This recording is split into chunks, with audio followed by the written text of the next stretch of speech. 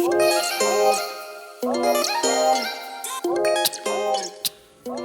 welcome back to the channel. It's Anaya here again, and I know it's been a while, but thank you for clicking on this video. I appreciate the support and the love. Anyway, for those who are on my socials, you know that by the grace of God, I was able to finally complete my very first book. It's a children's book. I have a copy right here. It's called Hello Sunshine. So today I just wanted to come on here and just share a little bit of the inspiration behind the book. I'll open it a little bit for y'all to see like what's inside, some of the pages. Very bright, very colorful, stuff like that. And it's, it's meant to encourage growth and positivity and speech, right? The focus of this book really was, oh my God, so cute. The focus of this book was language. It was language. The Bible says that we should train up a child the way they should go. And when they grow, they will not depart from it. And I really believe that our minds, like the way we think, plays a huge role in what we become as we grow. And there's some things that honestly we didn't know when we were growing up, right? Like there was a time where we used to laugh and make jokes and be saying I'm dead or dying. Oh my gosh, haha, I'm dying. And we would say it's not a big deal, right? It's just a joke, it's funny, right? But we were socialized to think that's okay, but it's not okay. Because we read the Bible and we find out that the power of life and death lies where? In your tongue. So your speech really actually plays a part in what you're going to become or where you're going. The point is that if power and death lies in the tongue, then why not tame our tongue to say the right things, right? Why not tame our tongue? For many of us, we started learning these things at 20 something years old.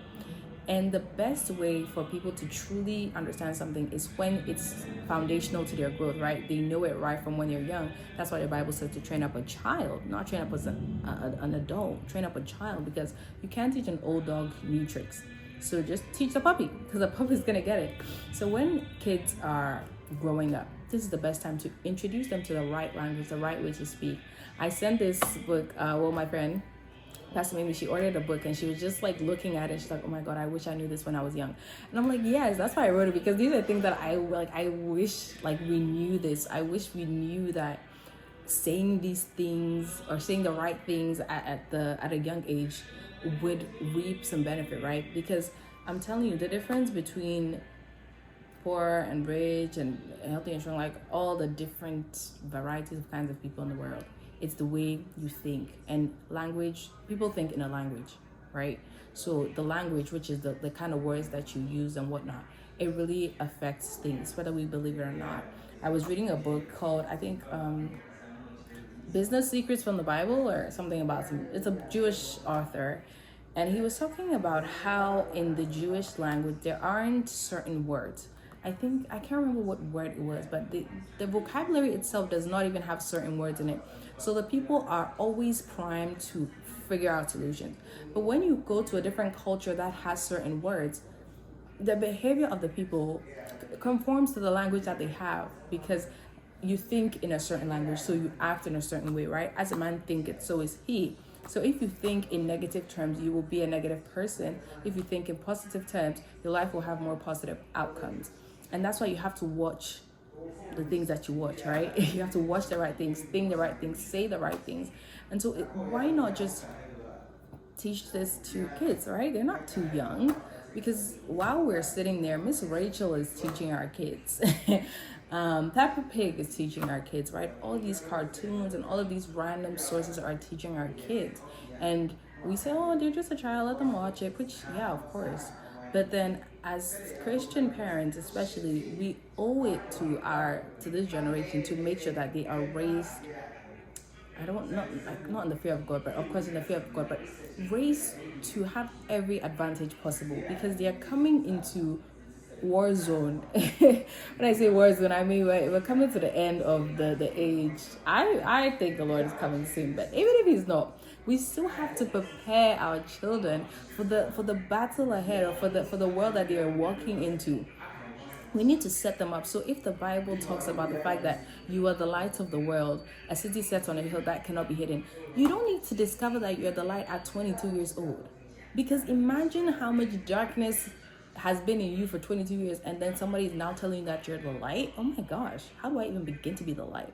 But then when you tell your kids these things right from a young age, they already perceive that they are the light. So they will always have an understanding that they are special. I haven't really read this book, Rich Dad Poor Dad, but I feel like it's a similar idea, because a rich dad was teaching his kid certain things that a poor dad didn't teach their kids. So as Christians, we need to take the responsibility of teaching our kids these things. And in case you didn't know how to do it, I have gone through the trouble for you, so you don't have to do it all, right? So that is where Hello Sunshine comes in. Of course, it doesn't have everything in the world in it, but it gives the right foundation, because maybe as a parent, you're like, oh, what should I be teaching my kids to say? Like, I don't got time for all this, girl. Well, I got you. Okay, I got you. So, it's stuff like, I am bold and courageous. You have to teach your kids to say, I am bold and courageous, because they will have the spirit of fear. And then you now go to be teaching your kids that the Bible has not given you a spirit of fear. And if you look at the number of times the Bible says, do not be afraid, do not fear, do not fear, do not fear, I'm with you. You have to let your kids have this as part of their regular vocabulary, to remember that, they do not have a spirit of fear. Like, your kids have to be saying these things, because the Bible doesn't just come alive just because you read it one time. But when you are conscious of the power, and you're conscious of what the Word of God can do to you by at least having it there constantly in your memory, it's easy for the Word to work for you, right? Another one is, I am productive. My words carry power, right? They need to know that. I have a pure heart. I have a sound mind. That's when I learned it from church. I have a sound mind. That's first one you're studying. I am full of love, right? I am full of wisdom and knowledge. You need to tell your kids these things, because when, like, you're not even you, but some kids will say, oh, what bon? Those can speak to you. Telling people's kids, oh, we were born Jano, we Jimmy, like all these negative things that we say.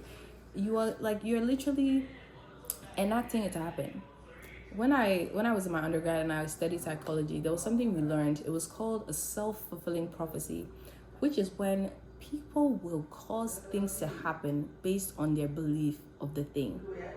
So perhaps someone would say, let's say they go into a math classroom and they think math is too hard, I can't do it.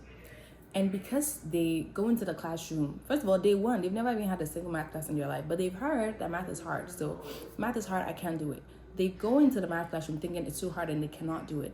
And the belief they have, because of the things that I've been saying, will cause them to begin to act in ways which will actually cause them to struggle to understand the math class, and then they would eventually fail. Then they will say, I knew it. I knew math was hard. I knew I knew I'm a bad student, right? And then now you take your report card to your parents and say, then your parents too are now corroborating your story.